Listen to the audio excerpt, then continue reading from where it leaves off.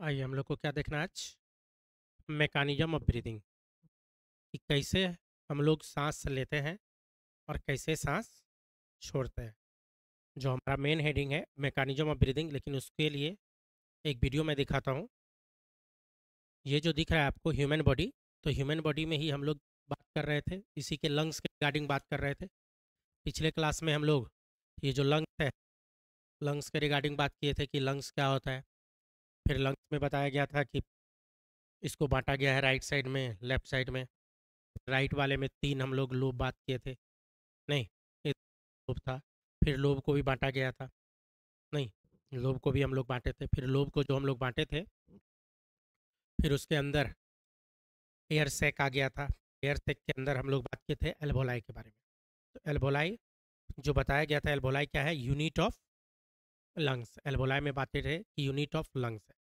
तो ये बात कर लिए थे। एक्चुअल में गैसियस एक्सचेंज कहाँ होगा, तो एल्वोलाई में। तो एल्वोलाई कहाँ का पार्ट है, यही लंग्स का। जो हमारा लंग्स है इसी के अंदर का पार्ट है। नहीं, ऊपर से जो दिख रहा है ये सब क्या दिख रहा है, बोन। पिछले क्लास में ये भी बात किए थे हम लोग कि बोन में जो हम लोग बात करेंगे तो रिब, यहाँ पे थोरेसिक केज, थोरेसिक केज के रिगार्डिंग हम लोग फिर बात किए। फिर आज बात करना है मैकेनिज्म। किसके बारे में बात करना है, मैकेनिज्म ऑफ ब्रीदिंग, कि कैसे हम लोग सांस लेंगे और कैसे सांस छोड़ेंगे।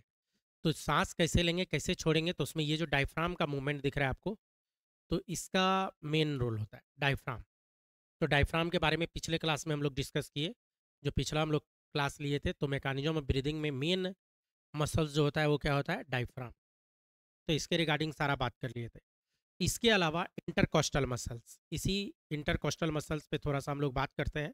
ये जो इंटरकोस्टल मसल सब है, नहीं, कि ये कैसे कैसे काम करेगा। तो हमारा आज का हेडिंग, मेन हेडिंग क्या है, mechanism of breathing. Main heading क्या है हमारा, मैकेनिज्म ऑफ ब्रीदिंग। इसी मैकेनिज्म ऑफ ब्रीदिंग के अंतर्गत जो हम लोग बात करेंगे, तो एक मसल्स हम लोग बात कर चुके थे, जिसका नाम क्या था बच्चों, एक मसल्स के बारे में बात किए थे जिसका नाम था डायफ्राम। तो डायफ्राम में ढेर सारा बात बताया था। डायफ्राम में बताया गया था आपको कि मेन इंस्पायरेटरी मसल्स होता है, डायफ्राम डोम शेप का होता है, ये बताया था। डायफ्राम में जो हम लोग बात करते हैं, तो इसमें ये भी बताया गया था कि हमारे बॉडी को 2 पार्ट में बांटता है। ये जो यहाँ पे डायफ्राम है, ये जो यहाँ पे डायफ्राम है, इस तरीके से जो यहाँ पे है, तो ये डायफ्राम हमारे बॉडी को 2 भाग में बांटा गया था। बताया था इससे ऊपर थोरेसिक और नीचे एब्डोमेन। तो थोरेसिक और एब्डोमेन में मैंने बांटा था डायफ्राम के अंतर्गत जो बात किया गया था।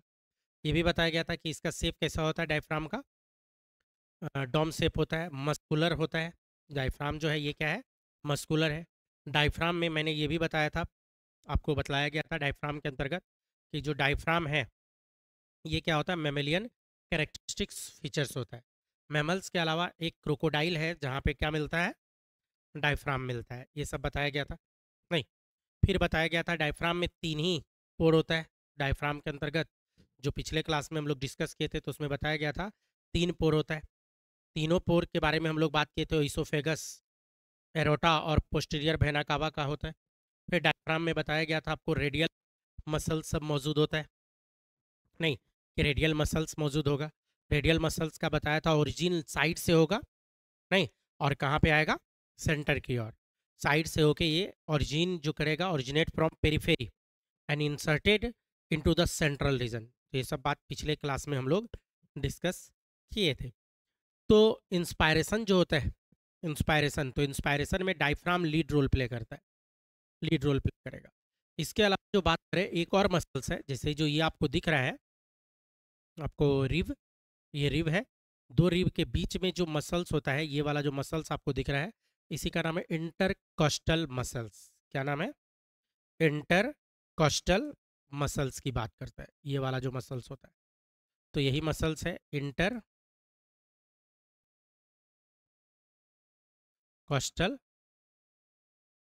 मसल्स। तो यही इंटरकॉस्टल मसल्स पे थोड़ा सा हम लोग बात करने जा रहे हैं। शॉर्ट में इसी को क्या बोलेंगे, ICM। I for inter, C for coastal, M for muscles. ये जो इंटरकोस्टल मसल्स होता है ये 2 तरह का होता है। इंटरकोस्टल मसल्स की जो हम लोग बात करें, ये दो तरह का होता है। एक होता है एक्सटर्नल इंटरकोस्टल मसल्स, मैं इधर बताता हूँ। तो ऊपर हेडिंग ले लेते हैं इसका, ये जो बारे में बात कर रहे हैं हम लोग, इस मसल्स के बारे में हम लोग बात कर रहे हैं। दो जो रिब है, दो रिब के बीच का मसल्स मैं अभी दिखा भी दूंगा आपको। तो इसी को क्या बोल रहे हैं? Intercostal muscles. यही जो इंटर कॉस्टल मसल्स होता है ना, इसको बांटा गया है। ये दो तरह का होता है। एक जो हम लोग बात करते हैं जिसको बोलता है एक्सटर्नल एक्सटर्नल इंटरकोस्टल मसल्स, और दूसरे को क्या बोलेंगे हम लोग? Internal intercostal muscles. External intercostal muscles और एक्सटर्नल इंटरकोस्टल मसल्स, ये दो जो मसल्स है ब्रीदिंग के लिए, सांस लेने में और जो छोड़ते हैं तो उसमें हेल्प करता है। डायफ्राम के अलावा जो दूसरा मसल्स हमारा क्या है? Intercostal muscle. अब इंटरकोस्टल मसल्स ओरिजिन कहाँ करेगा? तो अब इंटरकोस्टल मसल्स में पूरा नाम क्या बताया? External intercostal muscles, EICM। और इसमें हम लोग क्या बात करेंगे? इंटरनल इंटरकोस्टल मसल्स, पूरा नाम बोले तो नहीं। अब एक्सटर्नल इंटरकोस्टल मसल्स और इंटरनल कोस्टल मसल्स, इसका पहले ओरिजिन देखते हैं। ओरिजिन तो एक्सटर्नल इंटरकोस्टल मसल्स की जो बात करें ना, तो होता क्या है, जैसे ये हमारा रिब है, अपर रिब, और ये हमारा लोअर रिब है। तो दोनों के बीच का मसल्स, इसमें भी क्या है? अपर रिब, और दूसरा हम लोग क्या बात कर रहे हैं? Lower rib. तो एक्सटर्नल इंटरकोस्टल मसल्स की जो बात कर रहे हैं एक्सटर्नल, तो ये कहाँ से ओरिजिन होगा? तो अपर वाले का बैक साइड, पीछे से, और लोअर वाले का आगे। कहने का मतलब अपर वाला जो है इसके पीछे, तो पीछे अब ऐसे हम कर दे तो दोनों आगे आगे दिख रहा है आपको, लेकिन क्या है कि इसके ऊपर मैं चला दे रहा हूँ पेन, मतलब ये ऊपर होगा, और वो जो ग्रीन वाला पार्ट है उसके क्या हो गया? भीतर। कहने का मतलब ऐसे समझिए आप, इसको थोड़ा सा समझाने के लिए फिंगर का हेल्प लेना पड़ेगा हम लोग को। ये दो रिब केज का मसल्स है, ये अपर, ये लोअर। तो मैं बोल रहा हूँ एक्सटर्नल का अरेंजमेंट ऐसे है, ये मसल्स है, ये मसल्स ऐसे, इसके पीछे और इसके आगे। तो ये जो एक्सटर्नल इंटरकोस्टल मसल्स है, इसमें जब भी कॉन्ट्रैक्शन होगा तो देखो ये क्या हो रहा है? आगे ऊपर की ओर जा रहा है, आगे ऊपर, मतलब आगे और ऊपर। जो हम लोग सांस लेते हैं तो ये क्या होता है? ये आगे आता है चेस्ट, और प्लस क्या होता है? थोड़ा अपवार्ड शिफ्ट करता है। आगे प्लस अपवार्ड जो शिफ्ट कर रहा है, आगे प्लस अपवार्ड, ये किसके कारण हो रहा है? एक्सटर्नल इंटरकोस्टल मसल्स के कारण ये हो रहा है।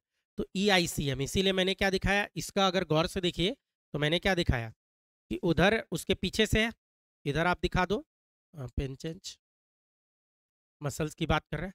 तो मान लो ये पीछे से स्टार्ट होता है तो पीछे दिखाना था, उसके आगे रिब आ गया, और ये वाला जो पोर्शन है ये रिब के ऊपर चढ़ जाएगा। नहीं, इसको बोलता है एक्सटर्नल इंटरकोस्टल मसल्स, यही है एक्सटर्नल इंटरकोस्टल मसल्स। और IICM में बात को पलट देना है, IICM में बात को पलट देना है, मतलब ऐसे ऐसे। तो ऐसे जो रहेगा तो जरा दो देखिए, अपर रिब का वेंट्रल साइड और लोअर रिब का डॉर्सल साइड, ये बैक साइड हो गया तो डॉर्सल। तो इसमें जब भी कॉन्ट्रैक्शन होगा तो क्या होगा? नीचे, नीचे और अंदर, नीचे, अंदर, नीचे और अंदर की ओर खींचेगा। तो इसको अगर बनाना है तो बात को पलटना होगा, इसका मुझे यहाँ से स्टार्ट करना होगा, और इसमें क्या करना होगा? दिखाना होगा कि इसके अंदर है, नहीं ये बाहर की ओर दूसरे में आ जाएगा, दूसरे रिब में। इस तरीके से अरेंजमेंट होता है। तो इसी को अरेंजमेंट को हम लोग क्या बोल देते हैं? Internal intercostal muscles. तो एक हो गया एक्सटर्नल इंटरकोस्टल मसल और एक इंटरनल इंटरकोस्टल मसल। अब क्या है एक्सटर्नल में, मैंने बताया कि जब भी इसमें कॉन्ट्रैक्शन होगा एक्सटर्नल में, तो मैंने क्या बोला? आगे प्लस ऊपर। एक्सटर्नल वाला जो कॉन्ट्रैक्ट करेगा तो ये किधर ले जाएगा? Contraction of this muscles, contraction of this muscles. This कहने का मतलब एक्सटर्नल इंटरकोस्टल मसल्स की बात कर रहा है। रिब जो होगा, रिब्स कहाँ शिफ्ट करेगा? Ribs and sternum. Ribs and sternum जो है, एस्टर्नम पिछले क्लास में बताया था, ब्रेस्ट बोन के नाम से भी जाना जाता है। Shift upward, upward and outward, upward and outward, out और अप, आउट और अप, आउट और अप, नहीं आगे और ये, तो इस तरह से खींचा जाता है एक्सटर्नल इंटरकोस्टल मसल्स। नहीं, और ये किस में हेल्प करता है? एक्सटर्नल इंटरकोस्टल मसल्स आपको याद रखना होगा, help in inspiration. External intercostal muscles किस में हेल्प करेगा बच्चों? Help in inspiration. इंस्पायरेशन करने का मतलब सांस लेने में मदद करता है। एक्सटर्नल इंटरकोस्टल मसल्स किस में हेल्प करेगा? सांस लेने में हेल्प करेगा। और जो दूसरा मसल्स है हमारा इंटरनल इंटरकोस्टल मसल्स, तो इसमें अगर कॉन्ट्रैक्शन होगा तो आप इसको लिखो, कॉन्ट्रैक्शन जब इसमें करवाएंगे, क्या लिखता हूं? कॉन्ट्रैक्शन ऑफ दिस मसल्स, नहीं, तो इसमें रिब्स जो होगा क्या होगा? रिब्स एंड एस्टर्नम शिफ्ट करेगा, किधर करेगा? अपवार्ड यहाँ पे है तो इसका उल्टा कर दो, अपवार्ड तो डाउनवार्ड, आउटवार्ड तो इनवार्ड, नहीं अंदर की ओर, तो इसी को हम लोग क्या लिखेंगे? Shift downward and inward, downward and, नहीं, डाउनवार्ड और इनवार्ड की बात करेंगे। ये किधर शिफ्ट करेगा? तो ये डाउनवार्ड और इनवार्ड की ओर शिफ्ट कर जाएगा। कौन कौन सा मसल्स डाउनवार्ड और इनवार्ड की जो बात कर रहे हैं? ये किसके बारे में बात कर रहे हैं हम लोग? इंटरनल इंटरकोस्टल मसल्स के बारे में बात कर रहे हैं। इसी में जो बात करेंगे तो इंटरनल इंटरकोस्टल मसल्स, और क्या होगा? इंटरनल इंटरकोस्टल मसल्स जो होता है आखिर वो किस में हेल्प करेगा? ये किस में हेल्प करेगा? ये जो हेल्प करता है फोर्सफुल एक्सपायरेशन में। फोर्सफुल एक्सपायरेशन, एक्सपायरेशन मतलब सांस निकलवाने में, तो ये हेल्प इन फोर्सफुल, इसमें inspiration,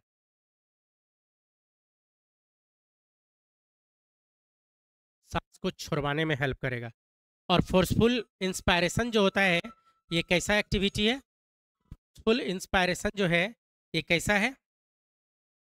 forceful inspiration it is a, इसमें आप लिख सकते हो इट इज अ, ब्लैक नहीं,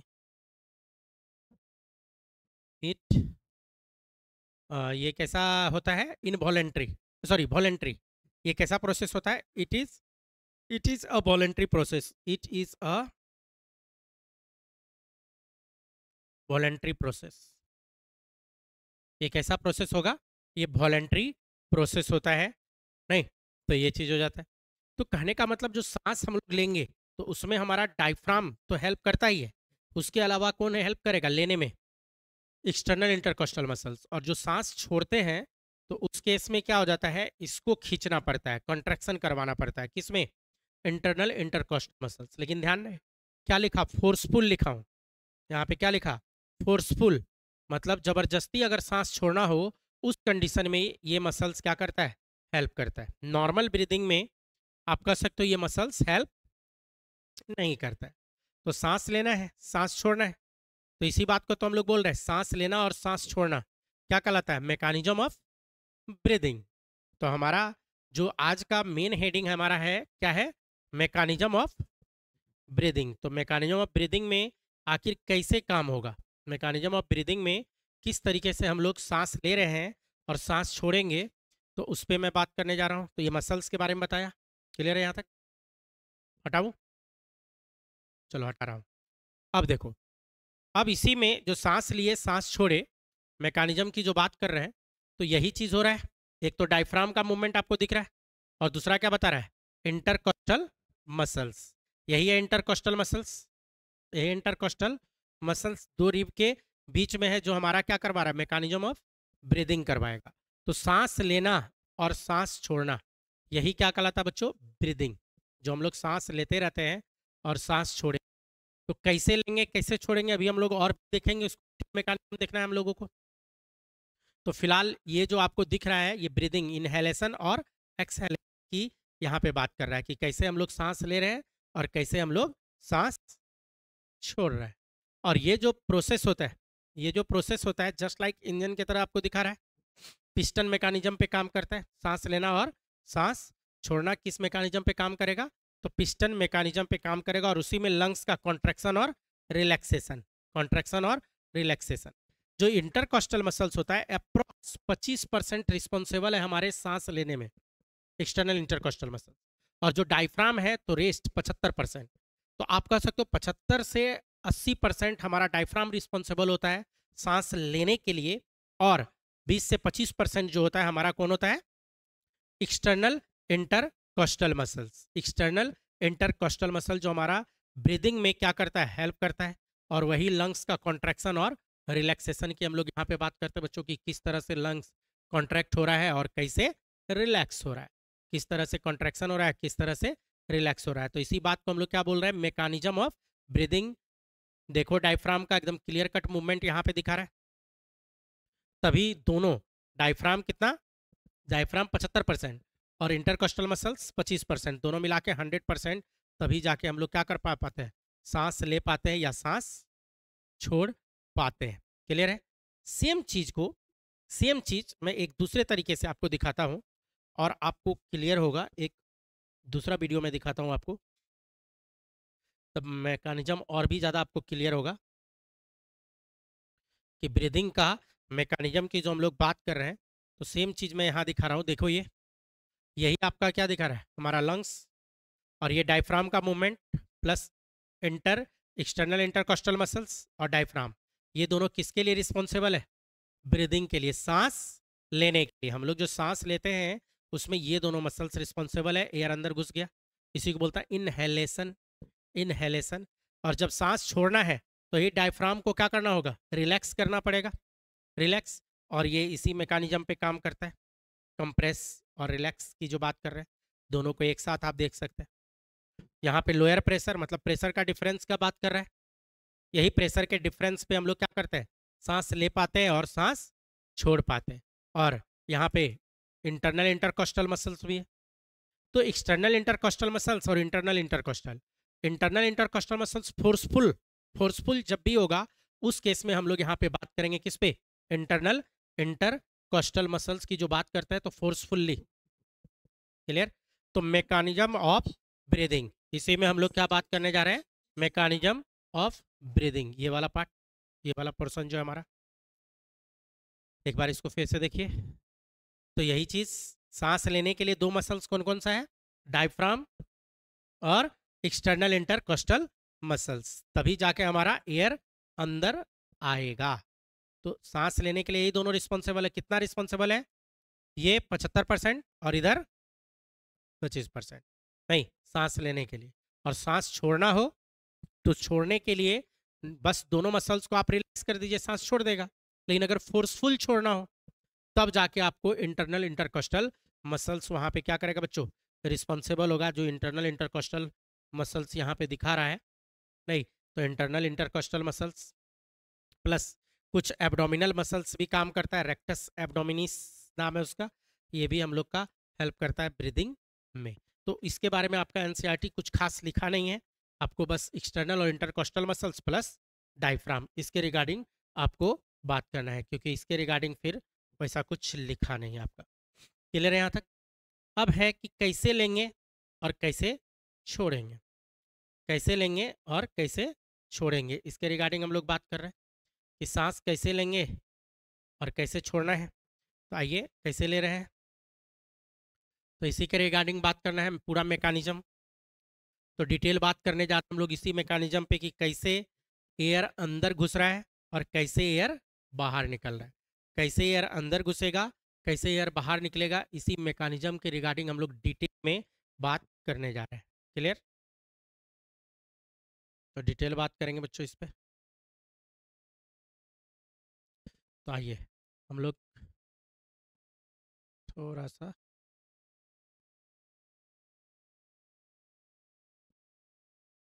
फिर गायब हो गया। मैं चाह रहा हूँ इसको थोड़ा सा रखना। 1 सेकेंड बच्चों। ओहो,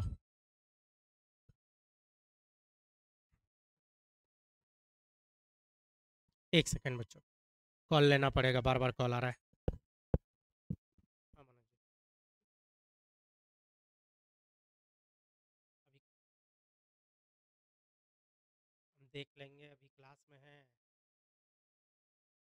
क्लास से निकल के करते हैं, है ना। हाँ हाँ, क्लास से जैसे निकलते करते हैं, ठीक।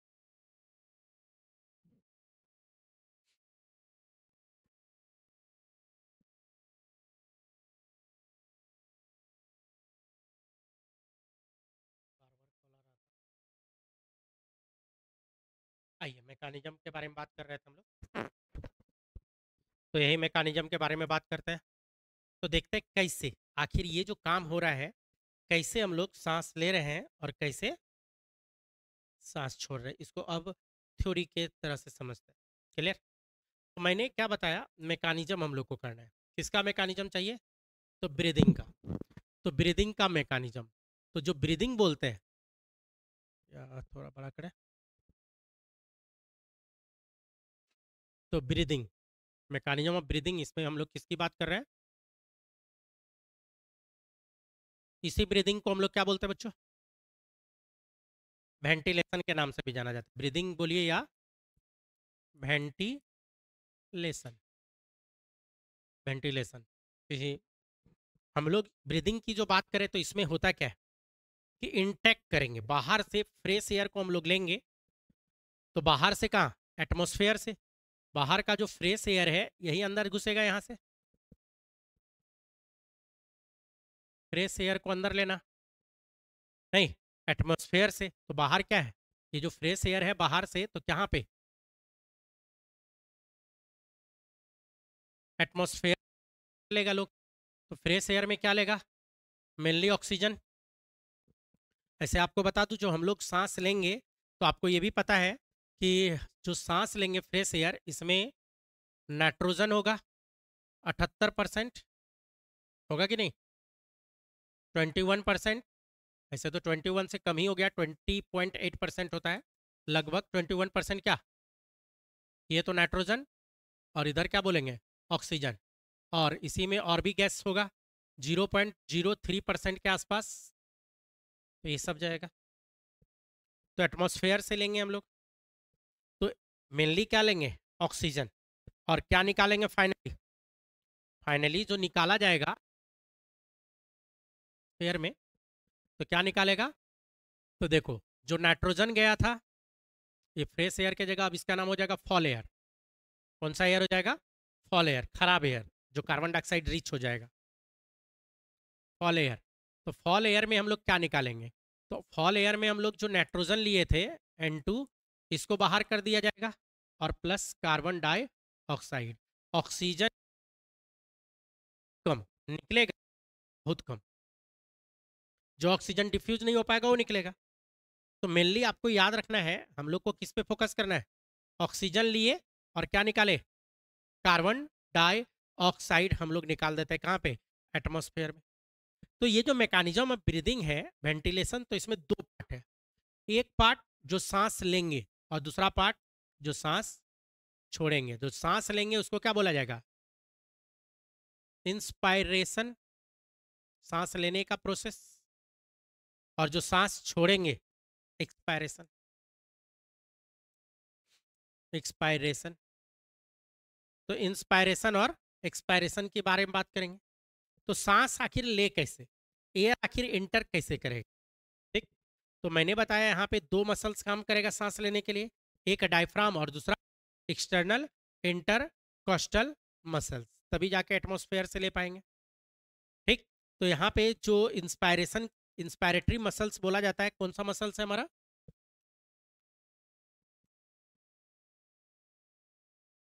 एंड।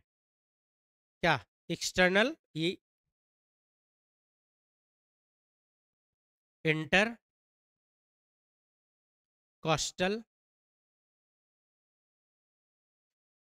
यही दोनों ब्रीदिंग करवाने के लिए यही दोनों ब्रीदिंग करवाने के लिए हेल्पफुल है। तो ये जो है डायफ्राम, तो डायफ्राम क्या हो जाएगा, ये फ्लैट हो जाएगा जिस समय सांस लेंगे। कैसे फ्लैट होगा अभी बता। और दूसरा जो है ये रिब, ये कहाँ आएगा, आउटवार्ड, अपवार्ड एंड आउटवार्ड। सांस लेते वक्त यही कहानी होगा हमारा, सांस लेते वक्त यही कहानी होगा। नहीं, जिस समय हम लोग सांस ले रहे होंगे उस समय क्या होगा कि हमारा जो डायफ्राम है ये फ्लैट हो जाएगा। तो देखो हमारा डायफ्राम मैंने क्या बताया था, कैसा है, डोम शेप का होता है। डायफ्राम कैसा है, डोम शेप। मेरे बॉडी पे ध्यान देना यहाँ, इस तरीके से, इस तरीके से ये डायफ्राम है, ठीक। तो ये इस तरीके से साइड से स्टार्ट हुआ, सेंटर पे आया था मसल्स। अब क्या होगा, इसमें कॉन्ट्रेक्शन जब करोगे तो ये नीचे आ जाएगा, जो डोम शेप है वो नीचे आ जाएगा। तो जैसे नीचे आएगा तो अंदर का वॉल्यूम बढ़ा, थोरेसिक केज बढ़ गया, वॉल्यूम वॉल्यूम बढ़ गया, एक तो इससे बढ़ा। दूसरा क्या होता है, एक्सटर्नल इंटरकोस्टल मसल्स जो खिंचाएगा तो ये अप एंड ऊपर की ओर आएगा, अपवार्ड एंड ऊपर की ओर आएगा। तो उसके कारण भी अंदर का वॉल्यूम क्या होगा, और इंक्रीज कर जाएगा। तो थोरेसिक केज का जैसे वॉल्यूम इंक्रीज करेगा तो अंदर का प्रेशर क्या हो जाएगा, डिक्रीज। और अंदर का अगर प्रेशर डिक्रीज हो गया तो क्या होगा, बाहर का एक्सटर्नल प्रेशर ज़्यादा है, इंटरनल प्रेशर कम हो गया। तो ज़्यादा प्रेशर से कम प्रेशर की ओर क्या होगा, एयर अंदर घुसने लगेगा। और जैसे एयर अंदर घुसेगा तब लंग्स फैलता जाएगा। नहीं, लंग्स जो एयर घुसता गया और इधर लंग्स फैलता गया। तो ऐसा क्यों हुआ, क्योंकि अंदर में थोरेसिक केज के अंदर प्रेशर डिक्रीज कर जाता है लगभग 1 to 3 mmHg। ये दोनों मसल्स में जब कंट्रैक्शन होता है, diaphragm and external coastal muscles में जब कंट्रैक्शन होगा, ये दोनों का जब कंट्रैक्शन होगा तो ये दोनों कंट्रैक्ट होके क्या करवाएगा, ये volume volume of thoracic cavity increase कर देगा।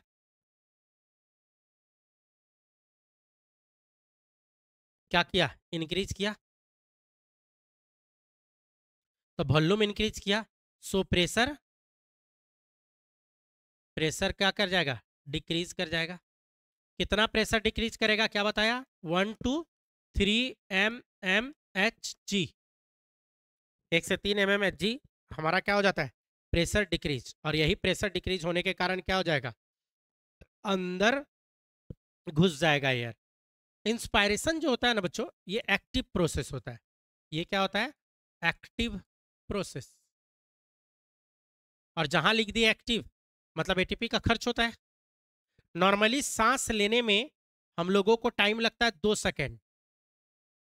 नॉर्मली हम लोग जो सांस लेते हैं इस कितना लगता है, केवल 2 ही सेकेंड में हम लोग क्या करते हैं, सांस ले पाते हैं। और सांस लेने में जो हम लोग बात करें, जैसा कि मैंने पहले बताया, डायफ्राम कितना रिस्पॉन्सिबल है, 75 to 80% आप लिख सकते हो। और एक्सटर्नल इंटरकोस्टल मसल्स कितना रिस्पॉन्सिबल है, तो ये 20 to 25% ये रिस्पॉन्सिबल है। तो मेन रिस्पॉन्सिबल कौन है, डायफ्राम। तो डायफ्राम को बोला जाता है प्राइमरी, यही जो डायफ्राम है इसी को हम लोग क्या बोलेंगे, डायफ्राम को बोलेगा प्राइमरी मसल्स है, किसका, प्राइमरी इंस्पायरेशन का, इंस्पायरेटरी मसल्स।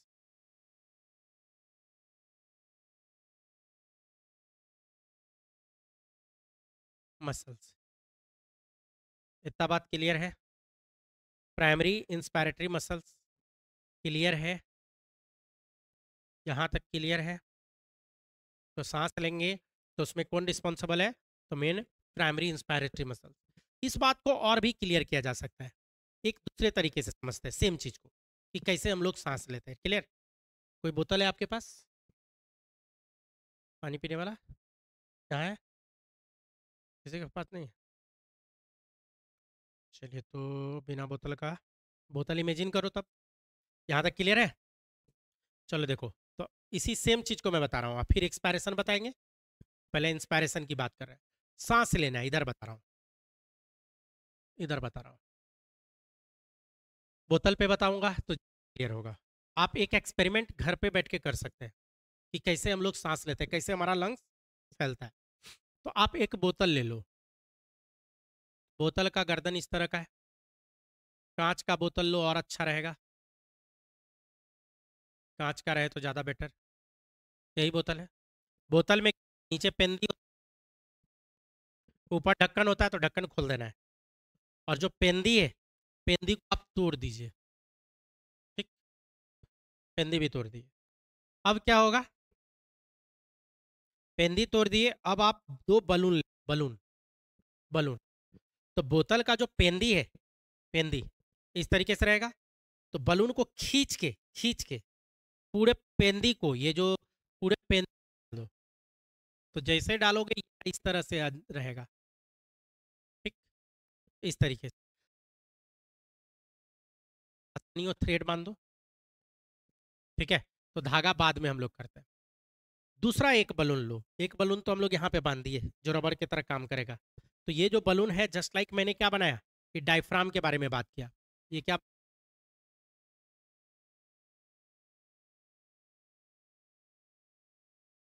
डायफ्राम के से रिलेटेड बात किया। ठीक, दूसरा एक और बलून लो, एक दूसरा बलून, और उस बलून को क्या करो, उस बलून का जो रबर होता है ना, इसमें फंसा दो, और वो बलून को इसमें गिरा दो।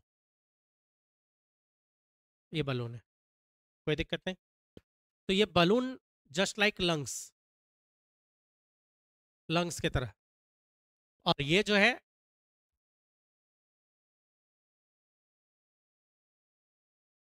कैविटी, कैविटी नहीं, थोरेसिक कैविटी। ये अरेंजमेंट समझ में आया। अब आपको क्या करना है, जब सांस लेना है, तो मैंने क्या बोला कि डायफ्राम में करना है कॉन्ट्रैक्शन। तो जैसे डायफ्राम में कॉन्ट्रैक्ट करोगे, नीचे की ओर डायफ्राम जब खींचोगे, तो यही डायफ्राम कहाँ पे आ जाएगा, नीचे की ओर आएगा। नीचे खींचेंगे तो कहाँ आएगा, नीचे की ओर आएगा।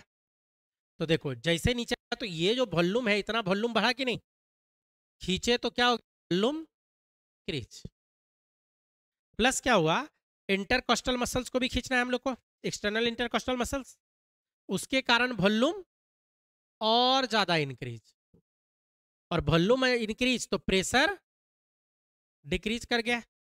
बाहर का प्रेशर, जो इन्वायरमेंटल प्रेशर है वो उतना ही है, तो यहाँ का और यहाँ के प्रेशर में कितना का डिफरेंस में बताया, 3 mm, 1 से 3 mm प्रेशर का डिफरेंस, कहीं लिखा भी था, नीचे लिखा हुआ है 1 to 3 mm प्रेशर का डिफरेंस। यही प्रेशर के डिफरेंस में क्या होता है, बाहर का एयर जो है, बाहर का जो एयर है, बाहर का air, air air air, air इससे लेता है, यही एयर अंदर घुसना स्टार्ट कर देगा, कौन, फ्रेश एयर जो है। और जैसे अंदर घुसेगा, तो ये जो बलून जहां पे पोजीशन था, ये क्या होगा, फैलना स्टार्ट कर देगा, फैलेगा कि नहीं, क्यों, क्योंकि एयर घुसेगा तो ये प्रेशर इस पे, तो क्या करेगा, फैला देगा। तो यही तो हो गया इंस्पायरेशन। इसी को क्या बोले, इंस्पायरेशन, जो कि एक्टिव प्रोसेस है, 2 सेकंड का टाइम लगता है, एटीपी का खर्च होता है, क्योंकि एटीपी का खर्च कहाँ होगा, जो डायफ्राम को हम लोग खींचेंगे, जो ब्रेन से हम लोग सिग्नल भेजेंगे डायफ्राम को खींचने के लिए, नहीं, तो ये क्या मैंने लिखा, ये वॉलेंट्री प्रोसेस है, कहाँ लिखा,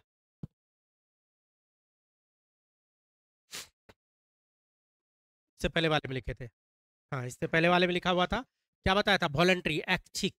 जैसे देखो, सांस, मैं बोलूँ कि सांस अभी लो, फिर बंद कर दो, मत लो, फिर कहूँ कि फिर लो, तो ऐसे ले सकते हैं, मेरा मन कर रहा है जल्दी जल्दी लेने का, तो ये क्या हो रहा है, हमारे ब्रेन से कंट्रोल हो रहा है सांस लेना, तो ब्रेन से सिग्नल दिए सांस लेना है, तो ये सिग्नल कहाँ गया, सबसे पहले डायफ्राम पे, डायफ्राम को खींच दिया, प्लस कहाँ गया, एक्सटर्नल इंटरकोस्टल मसल्स, उसको खींच दिया, जिससे क्या हो गया, volume increase, pressure decrease, inhalation, inhalation अंदर घुस गया। बात को पलट दीजिए, जो खींचे थे डायफ्राम को, आप उसको छोड़ दीजिए, अपने जगह पे जाएगा, अपने जगह पे जाएगा, तो क्या हो गया, अंदर का वॉल्यूम डिक्रीज करेगा, volume decrease, external intercostal muscle जो खींचे थे उसको छोड़ दीजिए, तो नीचे और अंदर की ओर घुसेगा, तो अंदर का वॉल्यूम और डिक्रीज, वॉल्यूम डिक्रीज तो प्रेशर इंक्रीज, यहाँ पे प्रेशर इंक्रीज होगा और इसको एक्सपेल कर देगा, बोले तो बाहर भिजवा देगा। तो ये तो इनहेलेशन बताया, ये क्या बताया? इनहेलेशन। तो क्या होता है इनहेलेशन? क्लियर है? यहाँ पे क्लियर है? सांस कैसे अंदर घुसेगा? पाथ क्या है?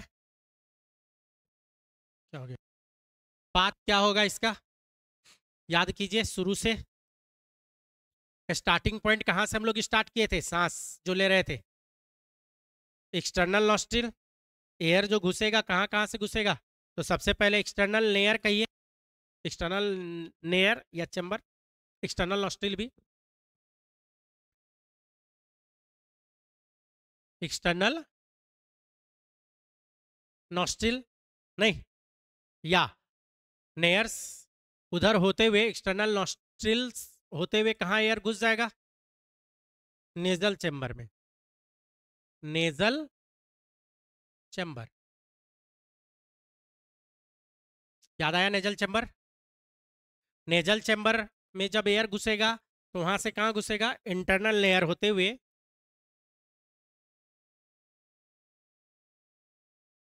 इंटरनल लेयर्स, इंटरनल लेयर्स होते हुए कहाँ घुस जाएगा? फेरिंग्स में। बताया हुआ है, सारा पार्ट आपका पढ़ा हुआ है यहाँ पे। क्या कहाँ घुसेगा? फेरिंग्स। फेरिंग्स से कहाँ आ जाएगा? ग्लॉटिस। ओपनिंग जो था क्या था? कौन गाइड कर रहा था? ग्लॉटिस। गाइड कौन कर रहा था? एपिग्लॉटिस। ग्लॉटिस के जैसे अंदर घुसेगा तो कहाँ घुसेगा? हमारा वॉइस प्रोड्यूसिंग ऑर्गन, जिसको हम लोग क्या बोले थे? लैरिंग्स। किसमें घुस जाएगा? लैरिंग्स में घुसा। लैरिंग्स से कहाँ आ जाएगा? ट्रैकिया। ट्रैकिया। ट्रैकिया ही जाके आगे डिवाइड हो जाता है। तो ट्रैकिया जो डिवाइड होगा प्राइमरी में, फिर सेकेंडरी में, फिर टर्सरी में, नहीं, ब्रोंकाई जो बोले थे तो हम यहाँ सीधे लिख देते हैं सबको मिला के, ब्रोंकाई में चला गया। तो ब्रोंकाई से कहाँ चला जाएगा? ब्रोंक्यूल्स। ब्रोंक्यूल्स होते हुए कहाँ घुस जाएगा? ब्रोंक्यूल्स होते हुए कहाँ घुसेगा? Alveolar duct. याद आया?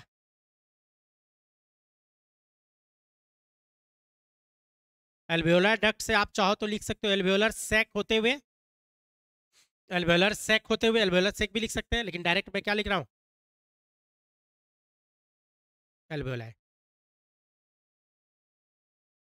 यही एल्वोलाई को हम लोग क्या बोले थे बच्चों? Unit of lungs. एल्वोलाई को ही क्या बोला गया था? यूनिट है। फिर एक बार एल्वोलाई में घुसा दिए एयर तो यहाँ पे क्या हो जाएगा? Gaseous exchange.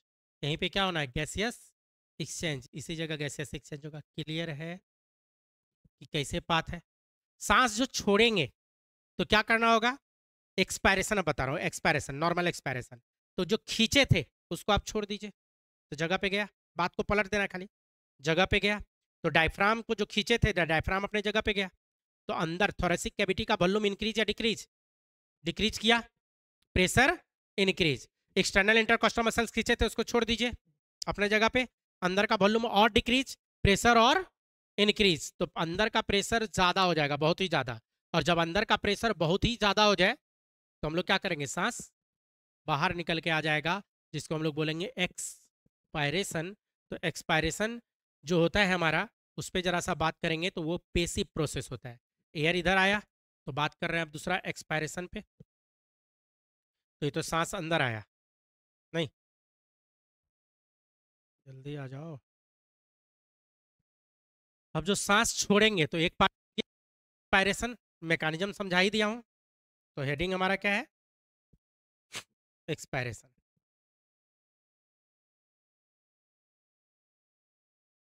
एक्सपायरेशन में एयर को बाहर कर देना है। तो आपको बता दूं, नॉर्मली जो एक्सपायरेशन होता है, नॉर्मल एक्सपायरेशन, वो कैसा प्रोसेस है? एक्टिव या पेसिव? Passive process. तो एक्सपायरेशन जो लिखेंगे, it is an passive, passive process. नहीं, ये कैसा प्रोसेस होगा बच्चों? ये जो होता है ये पेसिव प्रोसेस कहलाता है। सांस छोड़ने में कितना टाइम लगेगा, लेने में कितना लगा था, 2 सेकेंड। एक्टिव था, फास्ट था, तो छोड़ने में ज़्यादा टाइम लगेगा, लगभग 3 सेकेंड लगता है इसमें। 3 सेकेंड में हम लोग सांस छोड़ते हैं। एक्सपायरेशन में कौन कॉन्ट्रैक्ट होता है, तो कोई मसल्स कॉन्ट्रैक्ट नहीं होता है, यहाँ रिलैक्स होता है। नहीं, do not contract any muscles, do not contract any, कोई भी मसल्स यहाँ कॉन्ट्रैक्ट नहीं होने वाला है। सांस जो छोड़ेंगे तो यहाँ पे कोई भी मसल्स कॉन्ट्रैक्ट होने वाला नहीं है। उल्टा यहाँ पे क्या हो जाता है, हम लोग जो बात करेंगे रिलैक्स हो जाता है, मसल्स क्या हो जाएगा, रिलैक्सेशन की बात करेंगे। नहीं, तो रिलैक्सेशन इन, क्या लिख दूं,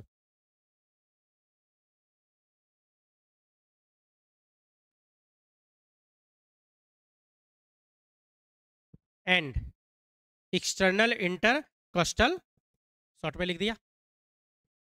इसको क्या करना है आपको, रिलैक्स। रिलैक्स करने से क्या हो जाएगा, थोरेसिक कैविटी का वॉल्यूम डिक्रीज। नहीं, रिलैक्स जैसे होगा तो क्या होगा, वॉल्यूम ऑफ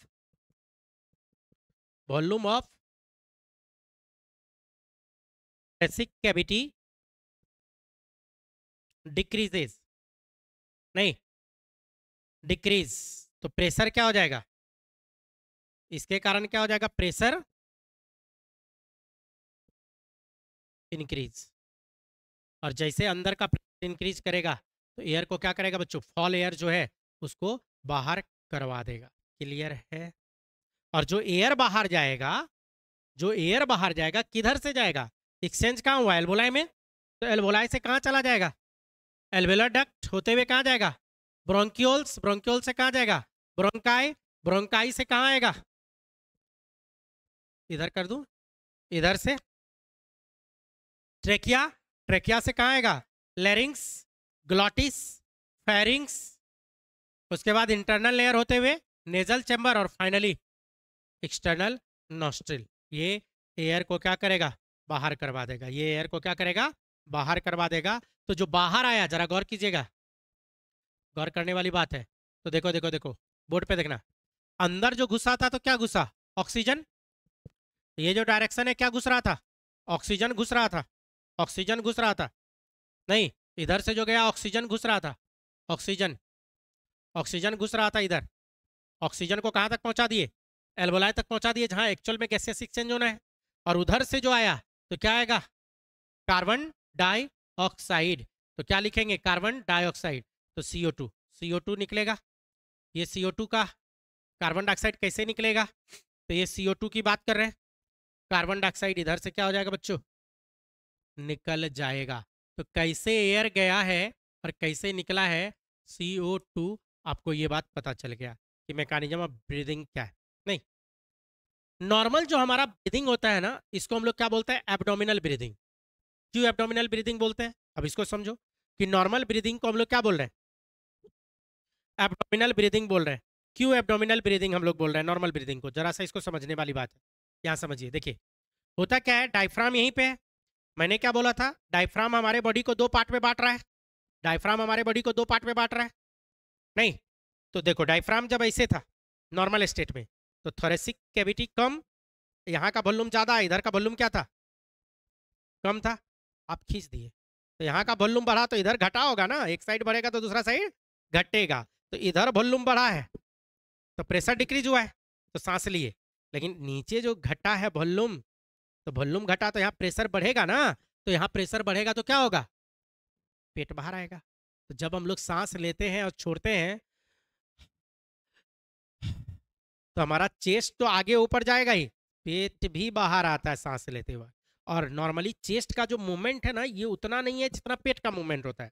एब्डोमेन का हमारा जो मूवमेंट है ये ज्यादा होता है चेस्ट के मूवमेंट से, इसीलिए नॉर्मल ब्रीदिंग को हम लोग क्या बोल देते हैं, एब्डोमिनल ब्रीदिंग। नॉर्मल ब्रीदिंग को हम लोग क्या बोलेंगे, एब्डोमिनल ब्रीदिंग। तो normal breathing is also called abdominal breathing, कहीं लिख लीजिए। क्लियर है यहाँ तक, तो एक लाइन लिख देता हूँ, हटाऊँ, तो देखो सेव हो ही रहा है, स्लो चल रहा है panel. Normal breathing is also called abdominal breathing, क्योंकि हमारा एब्डोमेन में भी मूवमेंट स्टार्ट हो जाता है, हमारा एब्डोमिनल मूवमेंट भी स्टार्ट हो जाता है। तो आप ऐसे लिख सकते हो कि नॉर्मल ब्रीदिंग जो है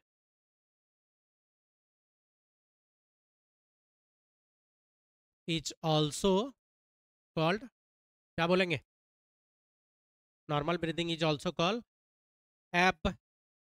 एब्डोमिनल, क्या कहलाएगा, नॉर्मल ब्रीदिंग को हम लोग क्या बोलेंगे, एब्डोमिनल ब्रीदिंग कहते हैं। क्लियर है कि किधर से एयर घुसा है, किधर से एयर निकला है, ये सब बात क्लियर हो गया। अब हमारा इसका है नर्वस कंट्रोल, कि जो हम लोग ब्रीदिंग को मैंने अभी अभी बोला ब्रेन से डायरेक्टली हम लोग कंट्रोल कर रहे हैं, एक्चुअल में रेगुलेशन की जो बात करें, रेगुलेशन जो रेस्पिरेशन का होता है वो कहाँ से होता है, तो हमारे नर्वस कंट्रोल से, नर्वस सिस्टम। तो नर्वस सिस्टम जो हमारा है, नहीं, क्लियर है यहाँ तक, चलो हटा रहे हैं, क्लीन कर रहे हैं पूरा। कहाँ पे बचा, प्रेशर इंक्रीज,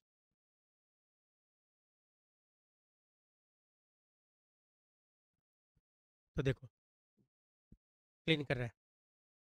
तो हम लोग बात कर रहे हैं यहाँ पे क्या, रेगुलेशन ऑफ रेस्पिरेशन। तो हमारा एक इसी के अंदर एक नया हेडिंग आ जाएगा, किसके बारे में बात करने जा रहे हैं, regulation.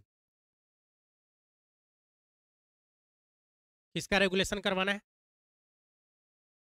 Regulation of respiration, regulation of respiration की हम लोग बात कर रहे हैं, कि किस तरीके से हम लोग रेस्पिरेशन को रेगुलेट करते हैं, रेगुलेट कैसे करेंगे। तो रेस्पिरेशन को जो रेगुलेट करवाना है, तो इसमें क्या होता है, हमारा नर्वस कंट्रोल होता है। कैसा कंट्रोल, नर्वस कंट्रोल। मैंने बताया कि ये वॉलेंट्री है, तो हमारे विल पावर पे डिपेंड करेगा, कब सांस लेना है कब छोड़ना है, हम लोग इसको थोड़ा कंट्रोल कर सकते हैं। जबकि याद कीजिए हार्ट में बताया था इनवॉलेंट्री होता है, हार्ट को हम लोग खुद कंट्रोल नहीं कर सकते। जैसे सांस मैं बोलूँ कि जल्दी जल्दी लो, ये कंट्रोल है, लेकिन अब भी मैं हार्ट को इन्फॉर्मेशन दी कि जल्दी जल्दी धर को, किसी का धर का क्या, एक भी बच्चे का नहीं धर का, क्योंकि वो हमारे विल पावर डायरेक्टली कंट्रोल नहीं हो रहा है। लेकिन जो सांस ले रहे हैं हम लोग और जो सांस छोड़ रहे हैं, ये हमारा क्या हो रहा है, विल पावर पे कंट्रोल होता है। क्लियर। तो नर्वस कंट्रोल के बारे में हम लोग को बात करना है, कि मैकेनिज्म ऑफ ब्रीदिंग का। तो नर्वस कंट्रोल पे तो करेंगे हम लोग, इनसाइड टाइम हो गया है, नहीं, टाइम हो गया है, तो उसको अगले क्लास में तब करते हैं, नेक्स्ट क्लास में, क्योंकि अभी अब जल्दी हो जाएगा फिर। तो रेगुलेशन के बारे में बात करेंगे, नर्वस कंट्रोल हम लोग नेक्स्ट क्लास में बात करेंगे, कि किस तरीके से हम लोग कंट्रोल करते हैं, कैसे हम लोग सांस ले रहे हैं और कैसे छोड़ रहे हैं। तो इसके रिगार्डिंग हम लोग नेक्स्ट क्लास,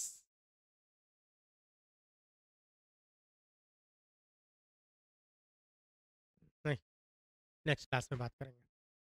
यहाँ तक में क्लियर है, पूरा क्लियर है, कोई डाउट है तो बोलो, नहीं है, चलिए तो आज यहीं तक रहने देते हैं।